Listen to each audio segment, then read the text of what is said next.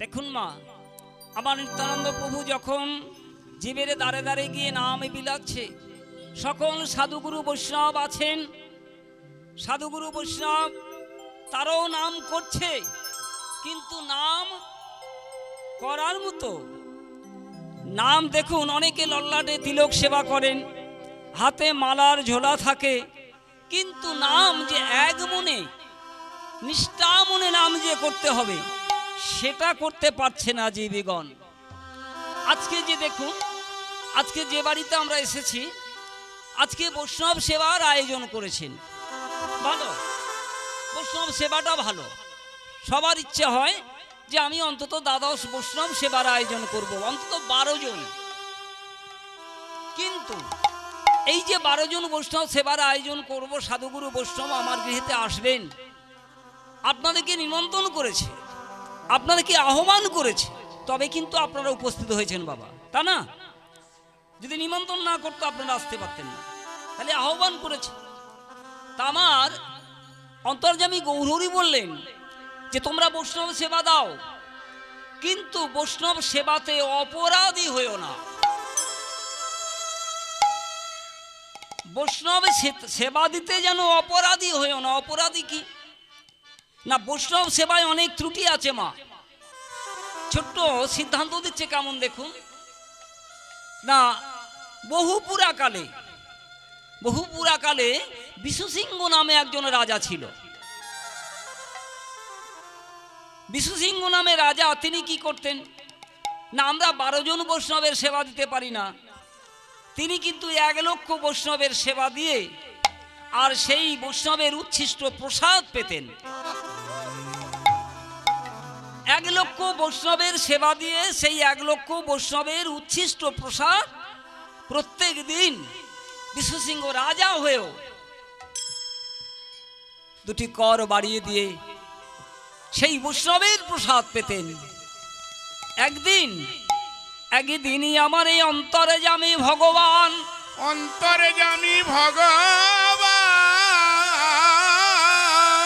আমার অন্তর্যামী ভগবান মনে মনে চিন্তা করলেন যে প্রত্যেক দিন 1 লক্ষ বৈষ্ণব সেবা দিচ্ছে, দেখি সে মানুষটা কেমন, সেই ভক্তটা কেমন, যে প্রত্যেক দিন যে 1 লক্ষ, ঠিক করে নে বাবা তাড়াতাড়ি, প্রত্যেক দিন যে 1 লক্ষ বৈষ্ণব সেবা দেয়, তার হৃদয়টা কত আনন্দের বিষয়। তাই একদিন আমার অন্তরে জামি শ্রী ভগবান আমার এই অন্তরে যা নিল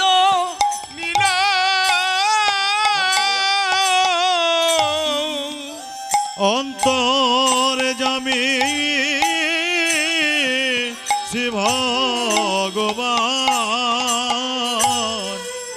অন্তরে যা নিল আমার অন্তরে জামি শ্রী ভগবান অন্তরে যা নিল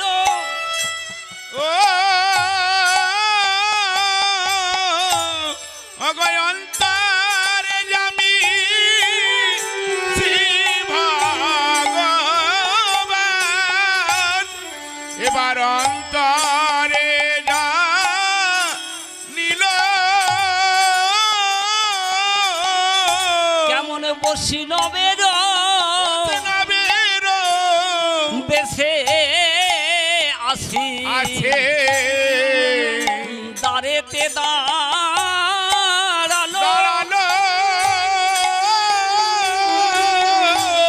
ওগো বৈষ্ণবের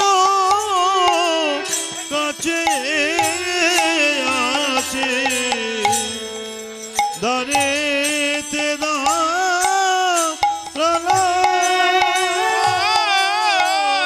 দেখুন 1 লক্ষ বৈষ্ণব সেবা দেয়, অন্তর্যামী ভগবান কি করলেন একদিন তিনি মনে মনে চিন্তা করছে যে আজকে একটি বৈষ্ণব কম, 1,00,000 বৈষ্ণব থেকে একজন বৈষ্ণব খুঁজে পাবে না।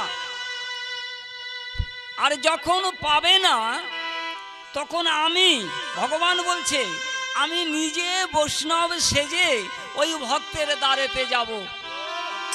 কিন্তু বাবা কেমন ভাবে আসবেন? ভগবান বললেন, আমি এমন ভাবে যাব আমাকে দেখে ঘৃণা করবে, আমাকে দেখে তাচ্ছল্য করবে। আমি ওই যে বৈষ্ণব সাজব, আমার সর্বঙ্গে পুজ রক্ত পচা গলিত, হাতে আমার একটি লাঠি থাকবে, পরনে আমার ছিন্ন বসন থাকবে। আমি এমন ভাবে ওই ভক্তের দ্বারে আমি গিয়ে উপস্থিত হব। দেখি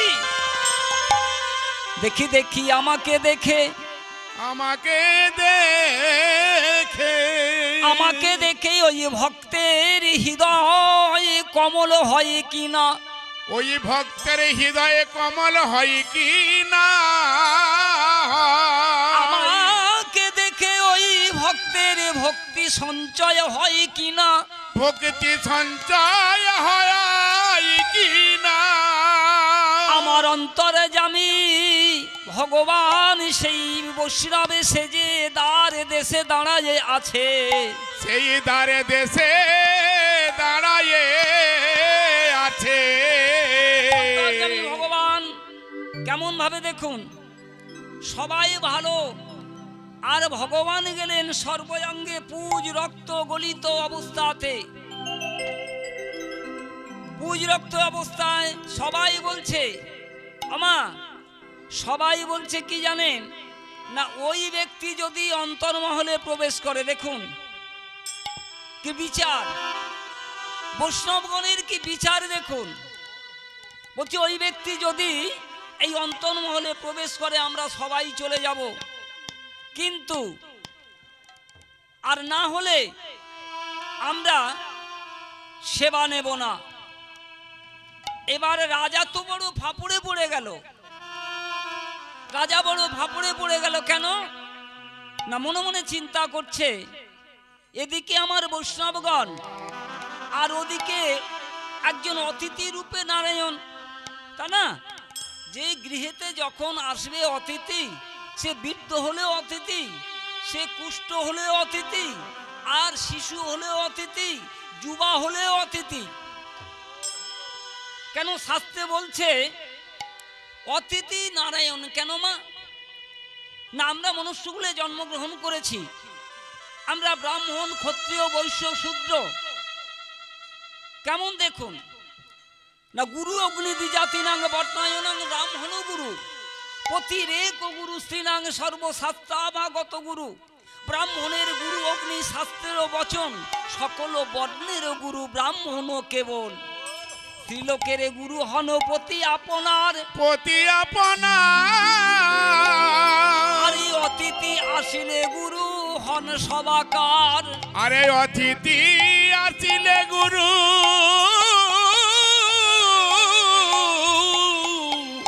হনে সবাকার। যদি আমাদের গৃহে যখন অতিথি আসবে না, তখন আমাদের অতিথি হবে আমাদের নারায়ণ। তাই বিশ্বসিংহ রাজা দুটি নয়ন জলে ভাসছে। কেন জানেন না, কাঁদছে। কাঁদার একমাত্র কারণ হলো এই যে বৈষ্ণবগণ বলছে ও যদি এই অন্তর্মহলে প্রবেশ করে আমরা সবাই চলে যাব। আর উনিও তো বৈষ্ণব, গলে তার পৈতা আছে, লল্লাটে তিলক আছে, হাতে মালা আছে, আমি কোন দিকে যাব? অন্তর্যামী ভগবানকে বলছে, তুমি আমাকে একটা রাস্তা দেখিয়ে দাও। হরে কৃষ্ণ হরে কৃষ্ণ করুণা সিন্ধু করুণা সিন্ধু জগৎপতে দীনবন্ধু জগৎ পথে গোপেশু গোপিকা কান্ত শ্রী রাধা কান্ত নমস্তুতে। গোপেশ গোপেশ গোপিকা কান্ত রাধাকান্ত নমস্তুতে। অঝর নয়নে কাঁদছে, অন্তর্যামী ভগবানকে বলছে আর কাঁদছে। কে যেন বলে উঠল,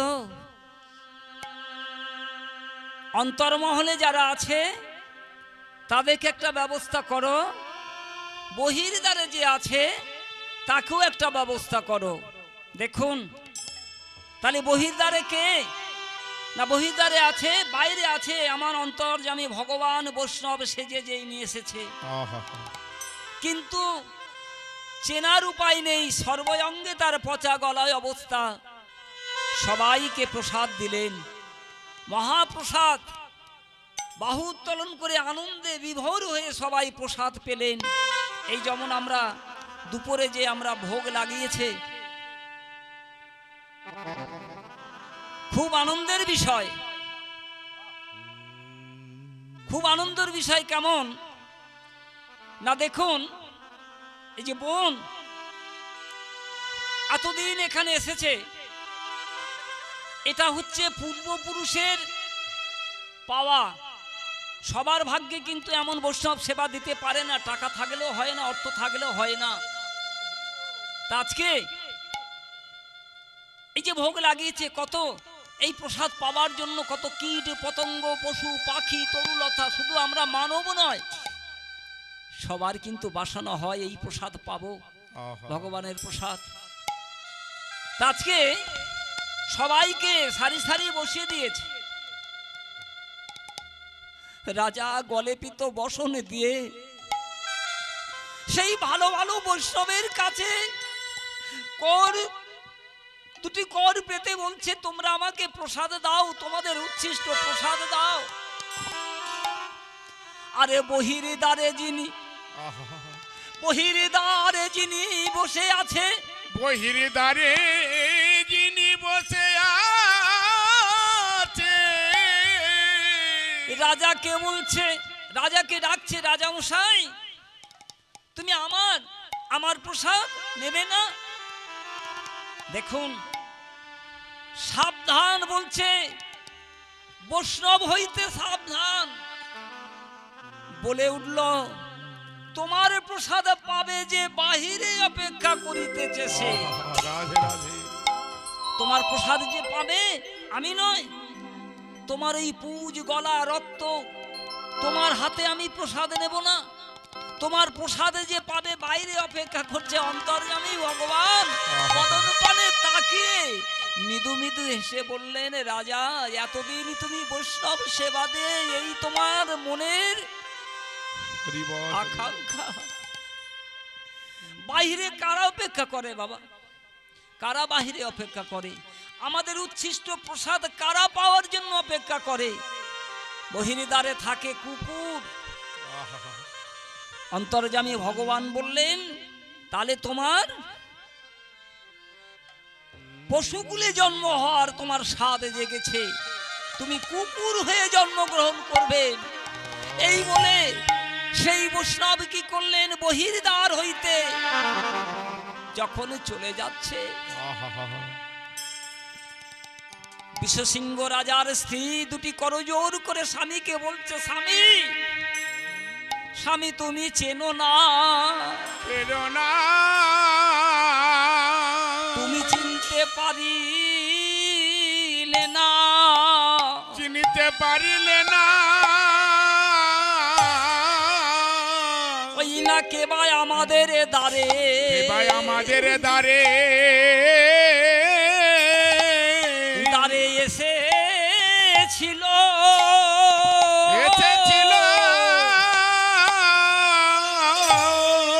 স্বামী গো তুমি চেনো না, চেনো না, তুমি চিনিতে পারিলে না, পারিলে না, কে ভাই আমাদের দ্বারে, আমাদের দ্বারে দ্বারে এসেছিল,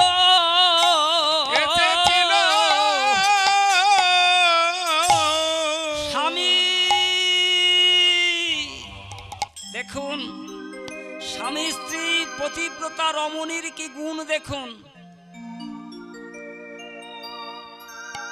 যখন অতিথি সেবা নিয়ে চলে যাচ্ছে, সেবা নিল না, অভিসম্পদ করে চলে যাচ্ছে,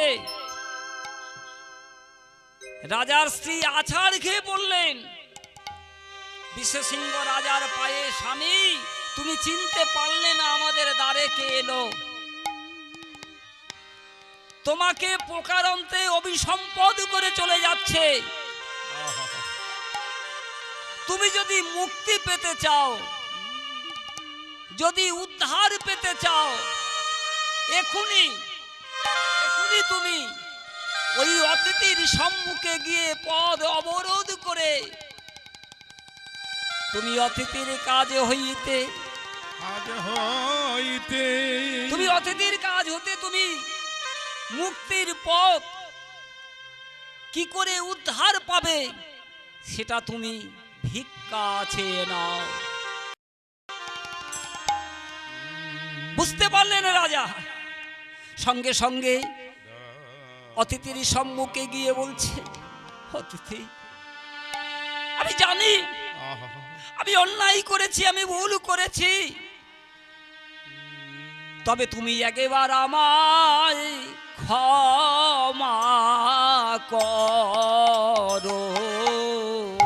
তুমি একবার আমায় ক্ষমা করো।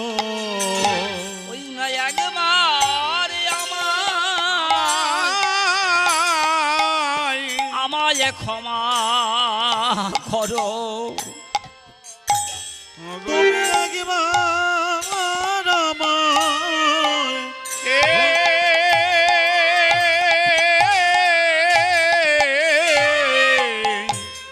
ও গো অতিথি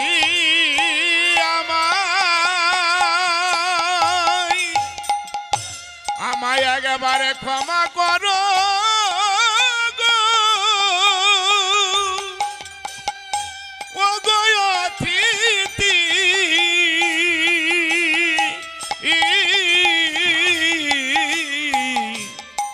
অতিথি একবার আমায় ক্ষমা করো। আমি তোমায় চিনতে পারি না গো। ও গো অতিথি আমার বড় অপরাধ করেছি গো। ও গো অতিথি গো আমায় ক্ষমা করো গো। ও গো অতিথি, ও গো অতিথি গো, ও গো অতিথি, অতিথি গো।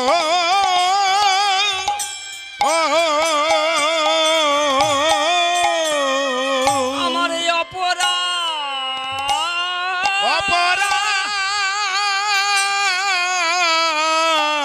অপরাধে ক্ষমা কর। আমায় অপরাধ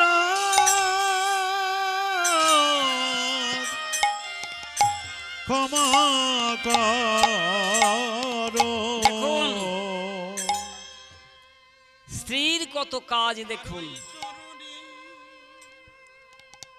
স্বামী যদি কোনো অসৎ পথে চলে যায়, স্ত্রীর ক্ষমতা আছে ফিরিয়ে আনা। স্ত্রী পতিব্রতা রমণী দেখলেন আমার স্বামীকে অভিসম্পদ করে চলে যাচ্ছে, স্বামীকে জানালেন। স্বামী দ্বার দেশে গিয়ে পদ অবরোধ করে মুক্তির পথ যখন কাঁদছে, ভগবান তো ভক্তবাঞ্ছা পূরণকারী, বললেন বেশ তুমি মুক্তি পাবে, তবে এটা সত্য যুগ, এই সত্য যুগে তোমার হবে না। কবে? সত্যের পরে তেতা আসবে, হবে না। দাপরেও হবে না। তাহলে কবে আমি মুক্তি পাবো? চিন্তা করছে কতদিন পরে। বলছে কলিযুগে আমি গৌর অবতারে শ্রীধাম নবদ্বীপ ধামে সচি মায়ের গর্ভে জন্ম নিয়ে আহা সেদিন তোমাকে উদ্ধার করব, সেদিন তোমাকে উদ্ধার করব।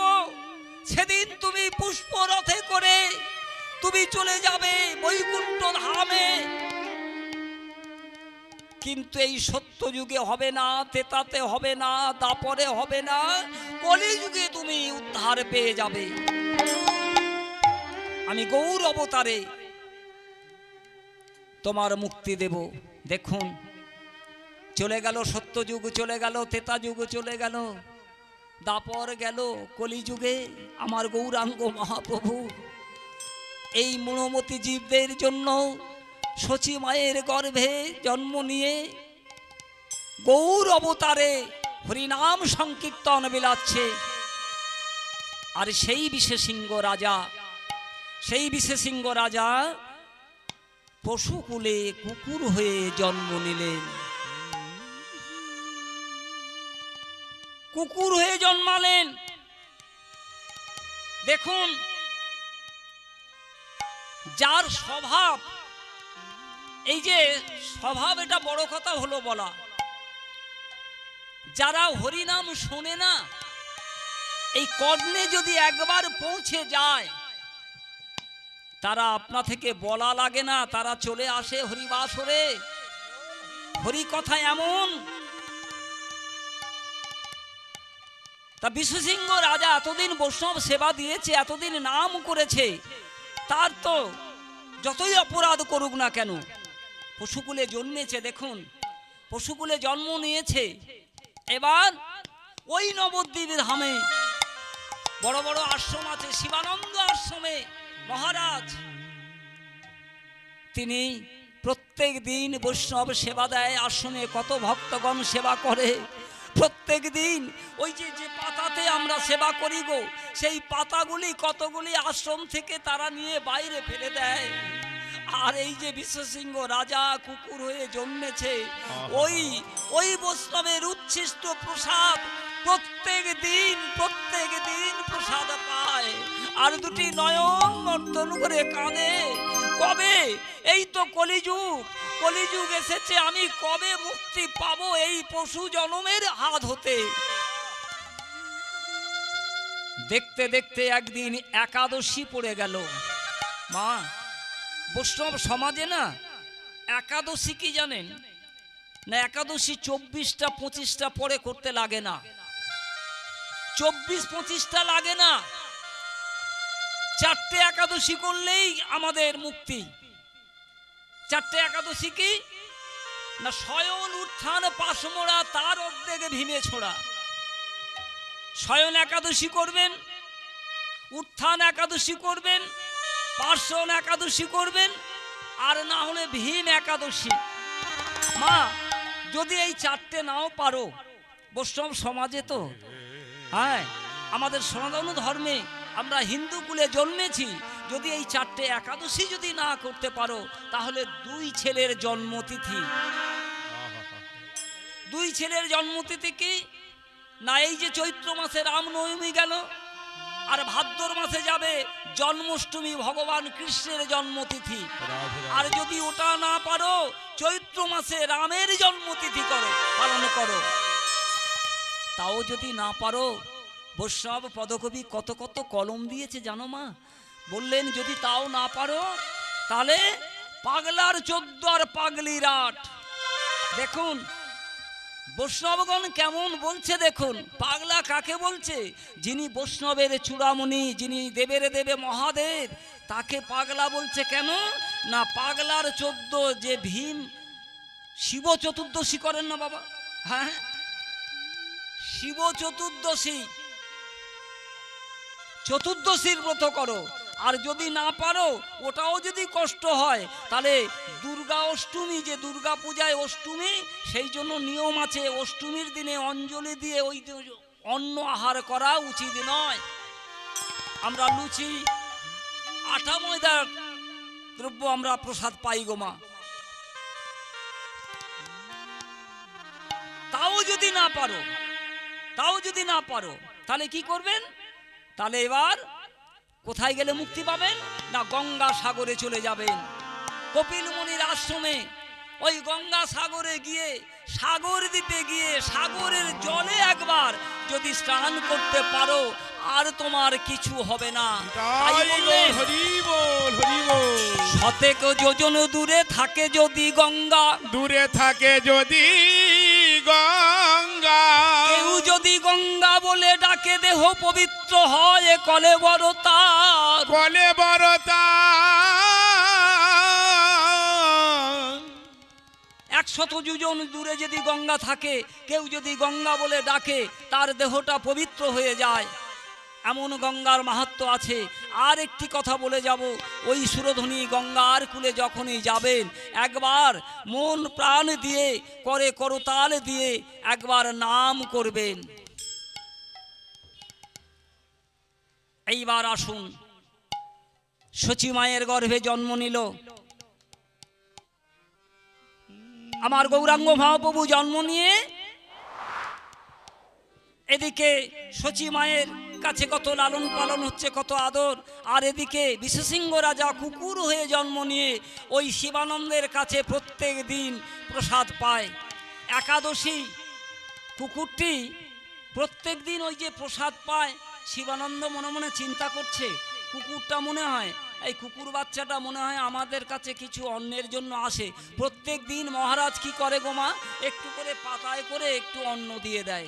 যেদিন একাদশী পড়েছে সেদিন তো আর কেউ অন্ন আহার করে না। কুকুরটা ভ্যাল ভ্যাল করে চেয়ে দেখছে, তাই তো আজকের সবার থালাতে দেখছি কত ফলমূল আদি, আমাকে অন্ন দিচ্ছে কেন? শিবানন্দ মনে করলেন আজকে তো অন্ন হয়নি আমাদের, তা বাচ্চা তো আলাদা একটা অন্ন পাক করে দিয়েছে। কুকুরটি বলছে না, আমি তো উচ্ছিষ্ট প্রসাদ পাই, সবার যখন ফলমূল দিয়েছে আর আমাকে অন্ন কেন? না, আমি অন্ন পাবো না। কিন্তু বলতে পারে না। আমাদের যেমন বলার বদন দিয়েছে, দেখার নয়ন দিয়েছে, হাত দিয়েছে সেবা করার জন্য, চরণ দিয়েছে যাওয়ার জন্য সাধুগুরু বৈষ্ণবের গৃহেতে, কিন্তু কুকুরেরও চোখ নয়ন দিয়েছে, পা দিয়েছে, কিন্তু বলার বদনটা দেয়নি। তাই কুকুরটি শিবানন্দের বদন পানে তাকিয়ে বলছে, আজকে কেন আমি, সবাই যদি ফল প্রসাদ পায় আমি কেন অন্ন পাবো? তখন শিবানন্দ জ্ঞানী তো মা মনে মনে চিন্তা করলো, আজকে একাদশী মনে হয়, তা ঠিক আছে ও আমাদের সঙ্গে একাদশী করুক। দেখুন, তা মনে মনে চিন্তা করছে, আচ্ছা ফল তো খেতে পারে না, তাহলে কি করব না, একটু দুধ দিয়ে দিই। তাহলে একটা পাত্রে একটু দুধ দিয়ে দিল আর কিছু ফল দিয়ে দিলেন। কুকুরটি কি করলেন গো মা, না কুকুরটি আস্তে আস্তে গিয়ে ওই দুধের পাত্র থেকে ফলটা স্পর্শ করলেন, করে এবার দুধের পাত্র থেকে ওই দুধটা আহার করলেন। দুধটা আহার করেছে। এবার দেখুন একাদশী হয়ে গেল। সকালবেলা সব যারা একাদশী করেছে সুরধ্বনি গঙ্গায় সব স্নান করতে যাচ্ছে, সুরধ্বনি গঙ্গায় ডুব দিতে যায়, সুরধ্বনি গঙ্গায় ডুবি দিতে যায়। কুকুরটি মনে মনে চিন্তা করছে, সবাই যদি গঙ্গা স্নান করতে যায় তা আমিও আর কেন বাকি থাকি, আমিও ওদের সঙ্গে ওই সুরধ্বনি গঙ্গায় আমিও ডুবে দেব, সুরধ্বনি গঙ্গায় আমিও ডুবি দেব, আমি সুরধ্বনি গঙ্গাতে আমিও ডুব দেব।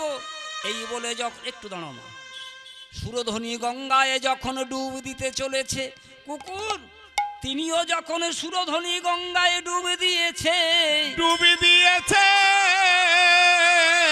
এবারে নিমায়ে দাঁড়ায়ে আছে রে, আর দাঁড়ায়ে আছে রে। নিমাই সুরধ্বনি গঙ্গার কূলে দাঁড়িয়ে আছে। এমন সময় কুকুরটি স্নান করে ছটপট না ওই বালুকোনায় ধুলাটি গড়াগড়ি দিয়ে যখন আসছে, নিমাই কি করলেন, ওই কুকুর বাচ্চাটাকে ধরে নিয়ে কোলে করে নিয়েছে। ওমা ব্রাহ্মণের ঘরে যারা সচিমা একটু সূচি ছিল, কেমন না? তা কুকুরটা যখন নিয়েছে, সচিমা বলছে, আরে নিমাই, তুই এই কুকুরটা এমন করে কোলে করে নিলি কেন? বলছে, শোনো, কিছুই তো বলছে না। মায়ের বদন পানে তাকিয়ে বলছে, মা আমি কেন নিয়েছি একটু পরে তোমাকে বোঝাবো। দেখুন দাঁড়িয়ে আছে, এমন সময় কি হলো না, মা বলছে এ এত পাজি না, একে এমনি কথায় হবে না, একটা লাঠি নিয়েছে, লাঠি নিয়ে নিমাইকে মারবো বলে ছুটতে ছুটতে চলেছে। এবার নিমাই একটু দৌড়ায় আর মাও একটু দৌড়ায়। যেতে যেতে কি করলেন গো না, কুকুর বাচ্চাটা সুরধনী গঙ্গার জলে ফেলে দিল। সুরধনী গঙ্গার জলে ফেলে দিয়েছে। কুকুর বাচ্চাটা সুরধনী গঙ্গায়তে ডুবে গেল। মা মনে মনে চিন্তা করছে, এত পাজি নিমাই, তুই একটা বাচ্চা জলেতে ফেলে দিলি, আপনা হতে ডুবে গেল, এত অপরাধ, এত অপরাধী হয়ে গেলি। দাঁড়িয়ে আছে, নিমাই হাসছে। এমন সময় দেখছে কি না, স্বর্গ হতে একটা পুষ্পরথ ঢং ঢং করে বাজতে বাজতে ওই জায়গায় যেখানে কুকুর বাচ্চাটা ফেলে দিয়েছিলেন সেখানে রথটা ডুবে গেল। সচিমা দাঁড়িয়ে দাঁড়িয়ে দেখছে। এমন সময় কিছুক্ষণ পরে দেখছে আবার ওই জায়গা থেকে রথটা বাজতে বাজতে স্বর্গ আরোহণ করছে। তখন মার কিছু দাঁড়িয়ে থাকতে পারছে না, নিমাইকে বলছে, নিমাই এটা কি ব্যাপার হলো রে? তুই যেখানটা কুকুর বাচ্চা ফেলে দিলি সেখানে একটা পুষ্প রথ ডুবে গেল, কিছুক্ষণ পরে রথটা আবার বাজতে বাজতে স্বর্গ আরোহণ করলেন। তখন নিমাই বলছে, মা তুমি জানো এই কুকুর বাচ্চাটা কে ছিল? এই কুকুর বাচ্চাটা ছিল বিষসিংহ রাজা। এই বৈষ্ণব অপরাধ করেছিল সত্য যুগে। আজকে আমি কথা দিয়েছিলাম এই কলি যুগে আমি এই গৌরাঙ্গ অবতার হয়ে এই নিমাই রূপে আজকে এই রাজাকে আমি উদ্ধার করলাম। তখন মা বলছে, বাহ, তাহলে তুই কে? মা তো চিনতে পারে না, এবার দিয়ে দাও। তাই আজকে বৈষ্ণব সেবা যেমন পুণ্য আছে, বৈষ্ণব সেবায় তেমন অপরাধ আছে। তাই বলছে, সাবধান সাধু সাবধান।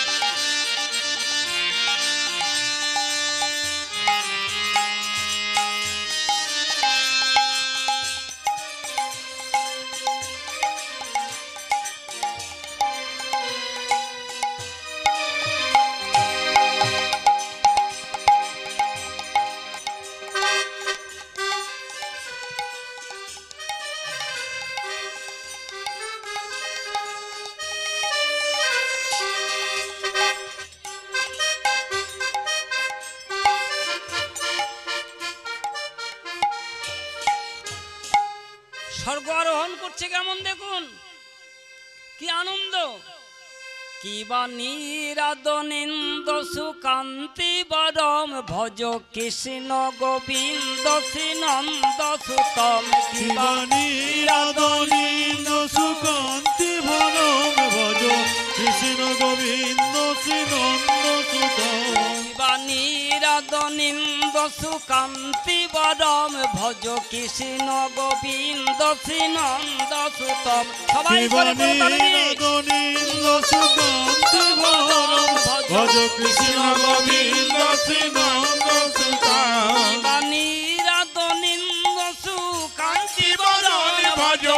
কৃষ্ণ গোবিন্দ শ্রী নন্দ সুতম শিবা নীরাধা নিন্দতি কান্তি বদন ভজ কৃষ্ণ গোবিন্দ শ্রী নন্দ সুতম বাণীরাত নিন্দ সুকান্তি বরম ভজ ভজ কৃষ্ণ গোবিন্দ শ্রী নন্দ সুতম শিবা নীরাধা নিন্দতি কান্তি বদন ভজ কৃষ্ণ গোবিন্দ শ্রী নন্দ সুতম ভজ বজ্রং কুশং ছিন্ন বদন ভজ নীরাধনিন্দ শ্রীকান্তি বদন ভজ বজ্রং কুশং ছিন্ন বদন শিবা নীলাধনিন্দ সুকান্তি বরম ভজ বজ্রং কুশং ছিন্ন পদং কিবা নীরাধনিন্দ শ্রীকান্তি বদন বজ্রং কুশং ছিন্ন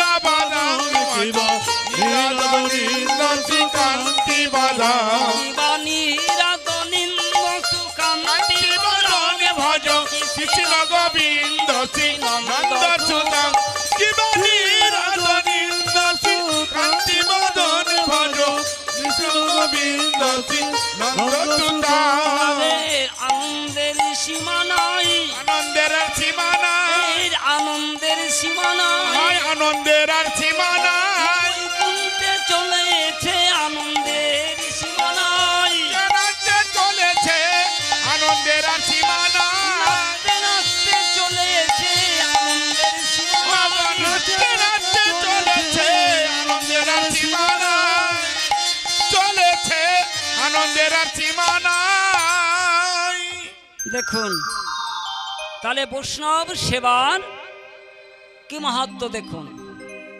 তবে তো বৈষ্ণব সেবা দেবে। আর নামের কি গুণ দেখুন। তা আজকে দেখুন আপনারা যে কজন এসছেন এখানে,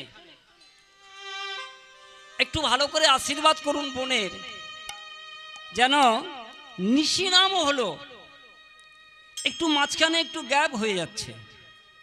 দুখানা দল কীর্তন হচ্ছে, আর একটা দল যদি করতে পারে অন্তত সারা রাত নিশি নাম হোক, আস্তে আস্তে বড় হোক, তা নিশি নামও যদি করতে পারে তাহলে কিন্তু একটা সংকল্প হয় গো, হবে। আপনারা আশীর্বাদ করবেন। তা আজকে ভক্ত হরিদাসের হরিবাসর গাইব, দেখবেন অনেক আনন্দ পাবেন।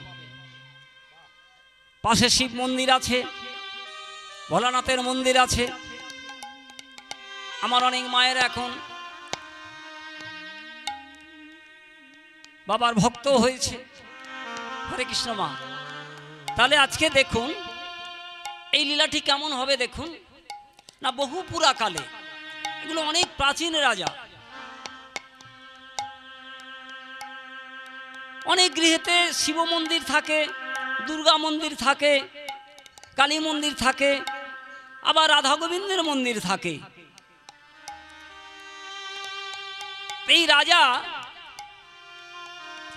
গৃহেতে ছিল, রাজার নাম ছিল কি না সুবোধ চন্দ্র রাজা। রাজার গৃহেতে শিব দুর্গার মন্দির,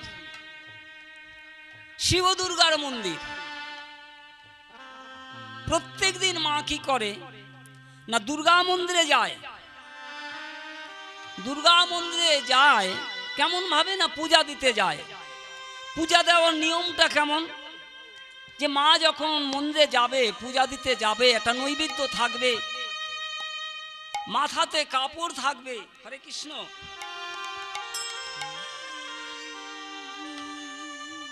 মা শিব মন্দিরে যাচ্ছে কেমন, আরে আরে লয়ে ফুল ডালা ডালা চলে সুশীলা,